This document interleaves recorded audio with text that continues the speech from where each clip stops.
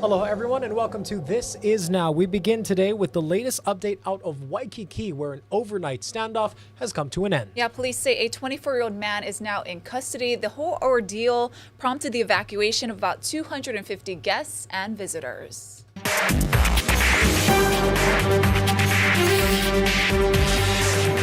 It all started around 4:30 yesterday afternoon at the Waikiki Sunset Hotel on Pauokalani Avenue. Law enforcement sources tell us the suspect got into an altercation with a hotel employee. That's when we're told he allegedly used a knife to cut the master keys off of a lanyard the hotel employee was wearing around their neck. When officers arrived, sources say he barricaded himself in a room and poured an unknown liquid under the door. Nearby roads were closed and more than 100 hotel guests and condo residents were forced to evacuate the building. We spoke with some of the guests before they were forced to flee.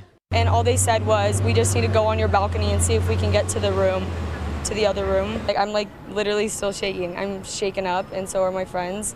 And we were scared just hearing the police outside the door, never mind getting kicked out of our room and not knowing what's gonna happen, especially because all of our things are in there. We have no updates. I tried to ask one of the officers in security, what's going on, because they're in our room, and he walked away, didn't really care. The Visitor Society of Aloha assisted 250 guests with ground transportation and accommodations while the barricade was active. Law enforcement sources eventually forced entry into the room and arrested the man. All roads in the area are now reopened. No injuries were reported as a result of this incident. And there were also shocking moments in Waikiki yesterday when the railing from a hotel balcony fell onto the beach below. HFD says it fell from around the 5th floor of the Moana Surfrider. It happened just after 1:15 in the afternoon. The railing didn't hit anyone directly, but at least 2 people were hurt trying to get out of the way. We spoke to the hotel guests from that room who tells us he had just walked in with his family when the railing gave way. We opened the door, we heard a loud crash, and my daughter-in-law and wife went through. They saw it. They saw the railing in the section going over. I was the 4th one through the door, but as we went through, it was kind of surreal. I mean, you don't expect to see that. And then I look up, and it seemed like it was happening in slow motion, honestly, falling very slowly, and there was a woman directly under, so we were all screaming, "Move, move!" The visitor also mentioned that just hours before, he had been on that very balcony calling into work back in Florida. It's unclear what caused the railing to give way. The hotel said it's investigating what happened and that safety and security is top priority. Meanwhile, an Oahu grand jury has indicted the man accused in last week's chemical attack that left a woman critically injured. 29-year-old Sebastian McQuan was indicted for second-degree attempted murder and first-degree assault in the incident. Police say McQuan was caught on security video fleeing the Ala Moana area after tossing an unknown liquid at the 25-year-old victim. She's still hospitalized after suffering severe burns to much of her body, including her mouth and throat. McQuan is being held without bail at OCCC.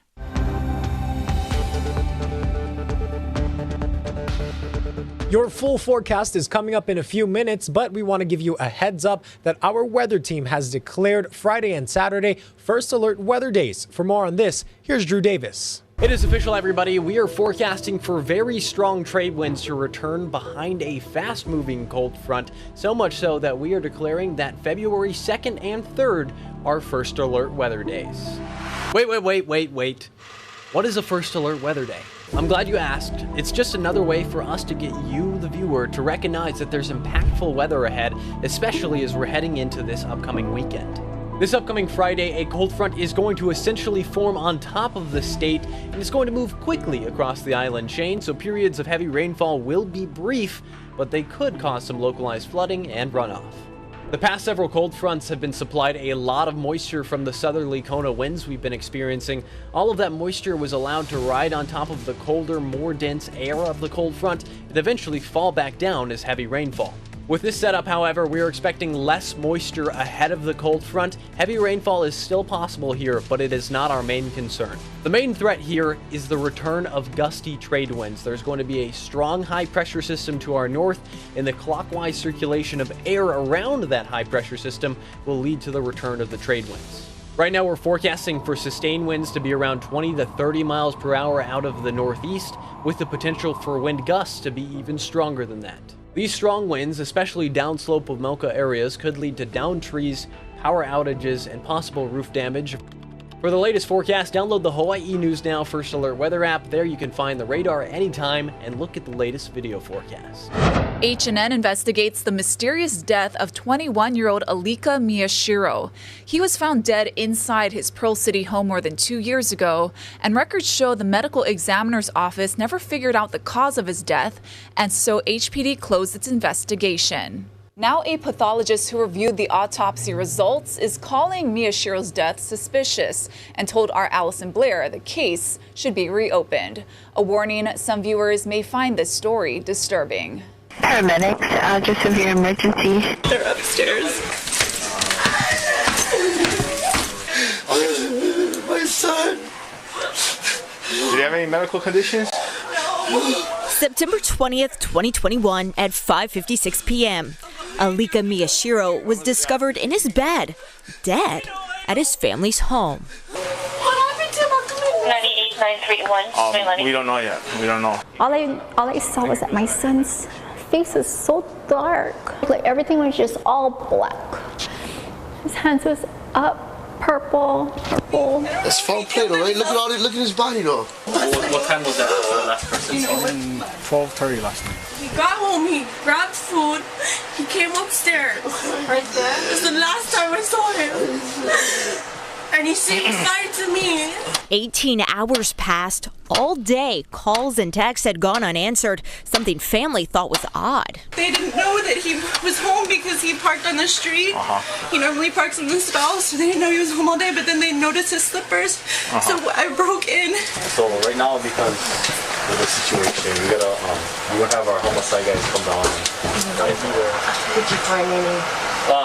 We'll leave it up for the detectives to come. I couldn't believe it. My heart just dropped. Like everything in me everything was just... It's been nearly 2.5 years since Shauna Koa lost her son. I said thank you. He was like super talented. He's very humble, very kind. He used to build robotics in high school. She says the 21-year-old graduated from Pearl City High School and worked in information technology, adding when he wasn't taking classes at Honolulu Community College, he was at the gym or playing video games. Despite the Honolulu Medical Examiner's Office conducting a full autopsy and extensive toxicology screening, it's still a mystery as to how the 21-year-old died. Records show Alika's official cause and manner of death are listed as undetermined.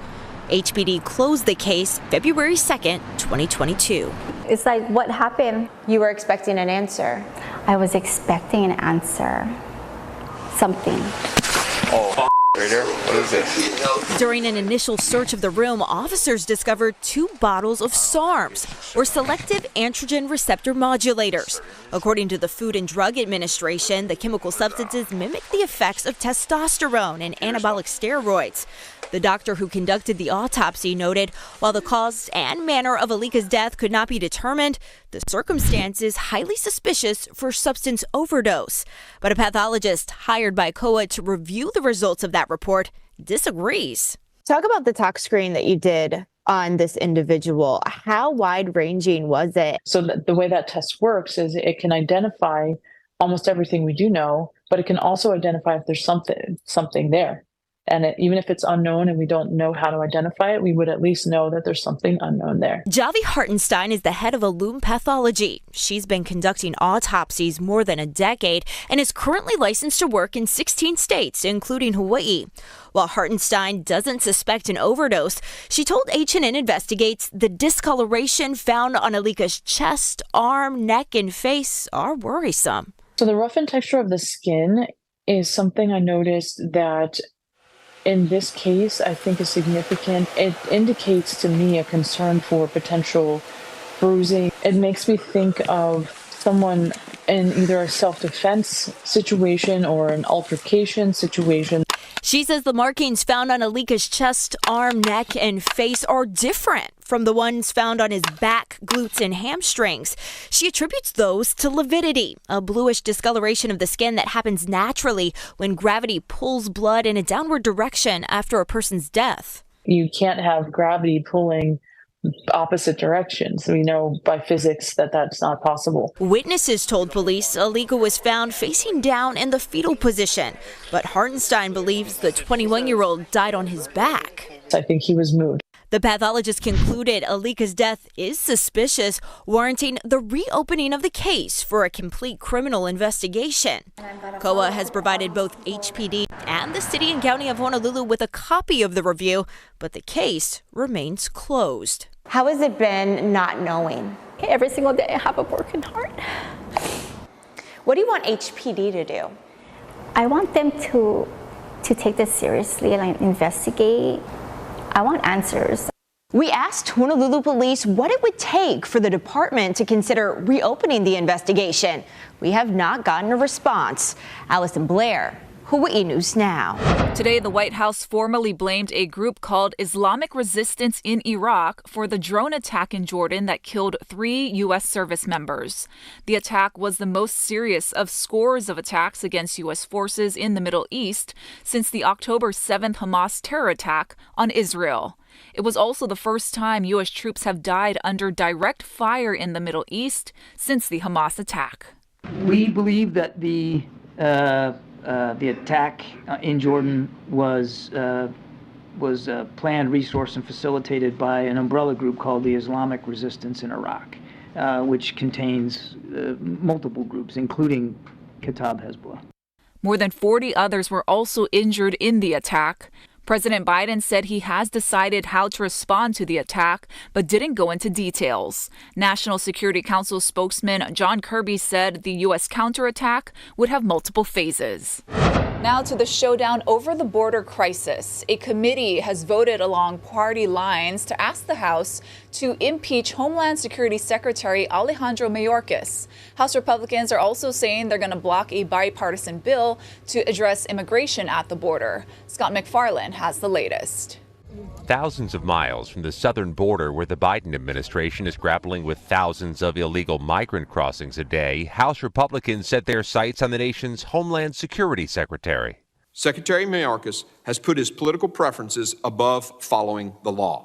After an all-day hearing that went into the night, the Republican-led House Homeland Security Committee approved 2 articles of impeachment against Alejandro Mayorkas. I bet our founding fathers are just rolling over in their graves, claiming he willfully failed to follow immigration law without producing evidence. It's clear he's not done his job. He's been derelict in his duties. He's violated his oath of office. Democrats blasted the hearing as partisan gamesmanship in an election year.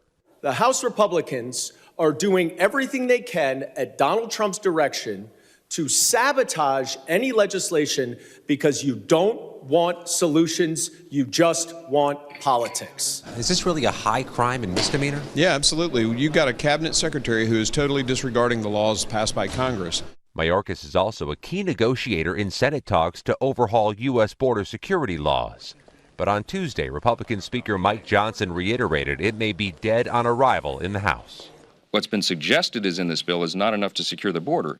Even if the full U.S. House follows the committee's lead and votes to impeach Mayorkas in the coming weeks, that effort is certain to hit a dead end in the Democratic-controlled Senate, which would prevent Mayorkas from being the first cabinet secretary removed since the 1800s. Scott McFarland, CBS News, the Capitol. Working toward resolution, negotiations are set to resume today between nurses and leadership at Kapi'olani Medical Center.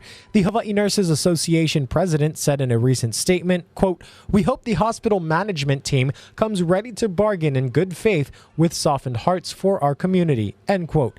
This comes following a week-long strike at the hospital. New at noon, USGS has raised the alert level for Kilauea, but the volcano is not erupting. Because of increased seismic activity, the volcano alert and aviation color code for Kilauea was raised to watch orange. Scientists said increased earthquake activity and inflationary ground deformation at Kilauea's summit began occurring today during the early morning hours. This indicates movement of magma in the subsurface. USGS and HVO continue to closely monitor the volcano. Let's send you live outside now. Ash, can you guess what city this is? It looks familiar. We've done it before. Oh, Portland, Oregon. Yes, it is a 51 degrees there, just about 2:15 in the afternoon. And I'm actually going to be there in a few days. Lucky. Looking forward to it. Coming back after this break, Guy Hoggy will have a look at your local forecast.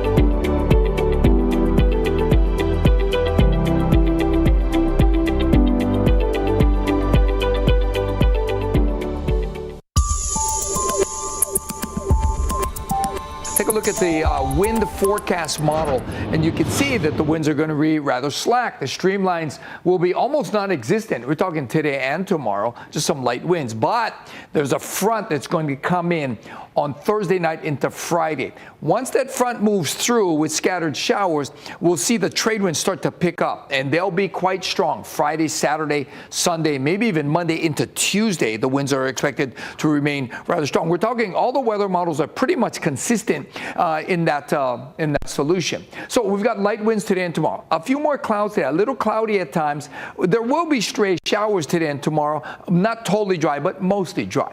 And then that changes Thursday night as the cold front moves in. Friday, we're going to expect most of the rain, but it's going to be moving through rather quickly. That should limit the rainfall buildups, limit the rainfall chance for flood. Now, there's going to be those strong winds behind the front, and those gusty winds will linger all the way through Sunday. So first alert weather days, Friday and Saturday. Get prepared now before the rough weather moves in.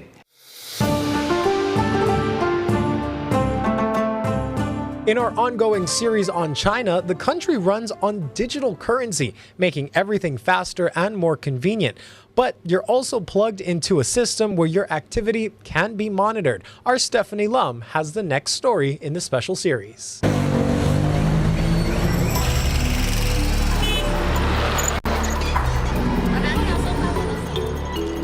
China China is one of the first countries to go cashless. Smartphones have replaced wallets, credit cards, and ATMs. Almost all transactions are done digitally with quick scans of QR codes. Even a beggar on the street had a QR code to accept donations instead of a cash jar. No.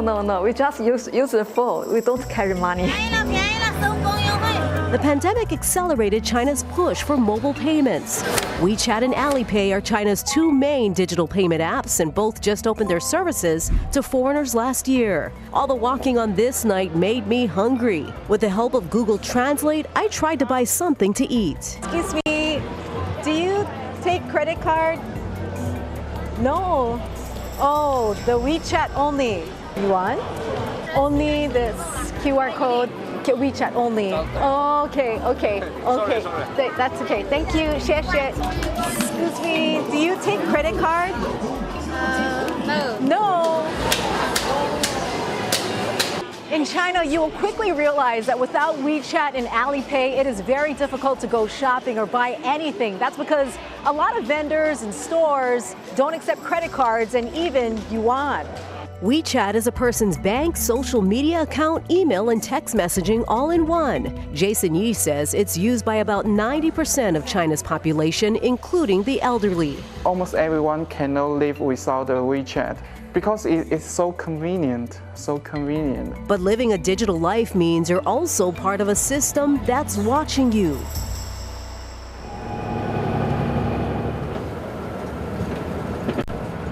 Even on the bus, those cameras are connected to a monitoring system. If you don't buckle up, cameras along the highways in China will also see you and you'll be fined. China is said to have the most surveillance cameras in the world. It seems like they are everywhere, and facial recognition systems are at almost every point of entry. Police are also out in force. And this is what happens if you're caught on camera breaking the law. Your face is pictured on giant screens across town, on buses, and even in restrooms, showing everyone what you did wrong. We show on the screen, everyone can see. And we show on the screen that your car is parking in the wrong place.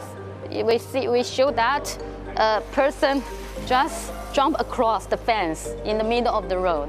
Then you see yourself. Your friends will see you, right? So you maybe don't do that again. Does it work? Yeah, it works. Ying Chen says China's government increased surveillance and checkpoints after a series of deadly terror attacks in the country beginning in 2009. Authorities here are calling it an act of terrorism, striking in the heart of Beijing, right in Tiananmen Square, which China's government says in the past 20 years, robberies and assaults have decreased and murders dropped 80%. Chen says the public shaming and cameras help maintain order and safety. So maybe you will say, oh, I don't have human rights here. But yeah, because in China we have so big population, 1.4 billion population. Because you know, China developed very fast in a very short time. Maybe it's easier to gain the economy growth. But for the humans, it's not that easy to improve.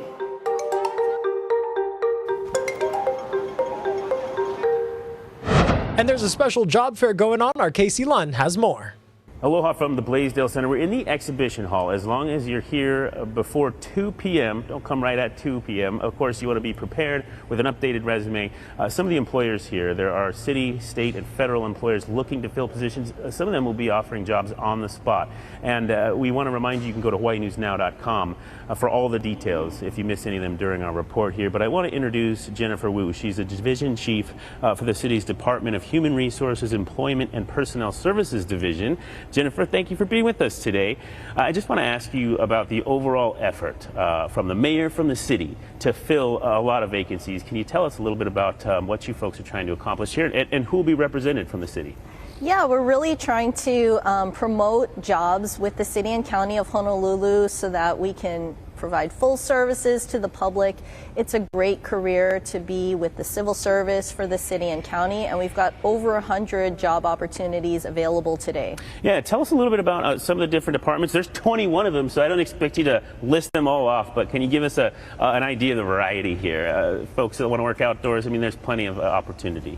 Yeah, all 21 agencies will be here at the Career Expo today, and we've got so many different opportunities. We have civil engineering jobs, we have police recruits with the HPD, we've got the right-of-way agent, which is a great starting opportunity for people with a 4-year college degree.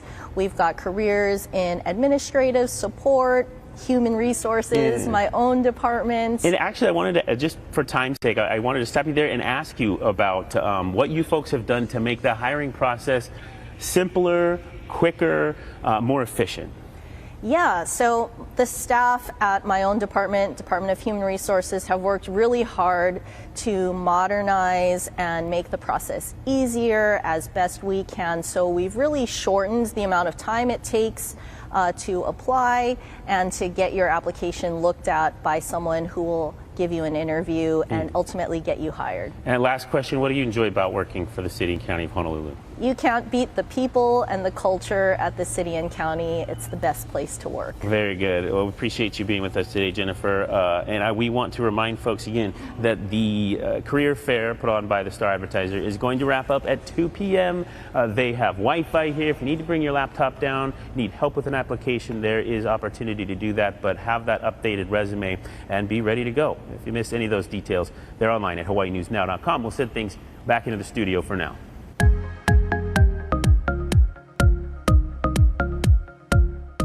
Star Wars and Lego are celebrating the 25th anniversary of their partnership. The Lego Group unveiled several new Star Wars anniversary products this week. They include Lego sets of R2-D2 and the Millennium Falcon. They're available for pre-order and come out in March. First launched in October 1999, the collaboration started with toys and expanded into video games, books, specials, series, and even movies.